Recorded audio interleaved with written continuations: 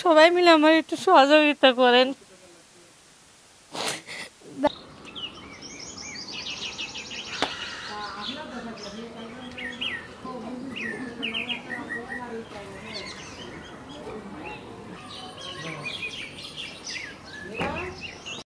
11 বছর বয়সে হরমোন সমস্যাজনিত রোগে 2 চোখই অন্ধ হয়ে গেছে মাদ্রাসা ছাত্র সাকিবুল হাসান সাকিবের। স্থানীয় জেলা শহরের সরকারি বেসরকারি হাসপাতালে করানো হয়েছে চিকিৎসা, কিন্তু মেলেনি সুফল। এই অবস্থায় শিশু সাকিবকে চিকিৎসা করাতে দেশের বাইরে ভারত নেওয়ার পরামর্শ দিয়েছে চিকিৎসকরা।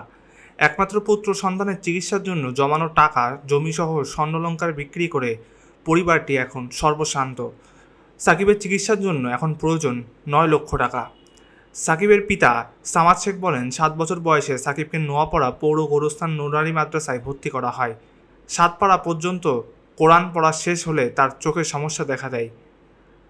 প্রায় 8 মাস মাদ্রাসায় যেতে পারে না সাকিব। হঠাৎ করেই 8 মাস আগে দুটো চোখই অন্ধ হয়ে গেছে।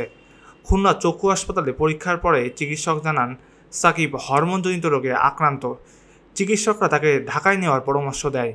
পরবর্তীতে ঢাকায় নিয়ে চিকিৎসা করাতে গেলে চিকিৎসক তাকে ভারত নেওয়ার পরামর্শ দেয়। সাকিবের মা চায়না বেগম বলেন, আমার ছেলের চিকিৎসার জন্য 9 লক্ষ টাকা প্রয়োজন।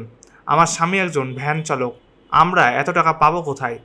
একমাত্র সন্তানকে বাঁচাতে সমাজের বিত্তমান ও হৃদয়বান মানুষের নিকট মানবিক সাহায্যের আবেদন জানাই।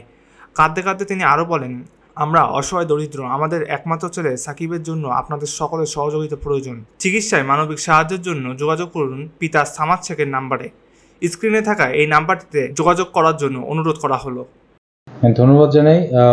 যেটা আমি শুনলাম, আমি তার পরিবারের প্রতি গভীর সহমর্মিতা জানাই এবং আমি বলতে চাই যে উপজেলা প্রশাসন তার পাশে থাকবে। উনি যদি আমাদের কাছে কোনো আর্থিক সাহায্যের আবেদন বা চিকিৎসা সাহায্যের কোনো আবেদন করেন, আমরা যথাসাধ্য এবং সর্বোচ্চ ওনাকে সহযোগিতা করবো, এই কথা দিতে পারি।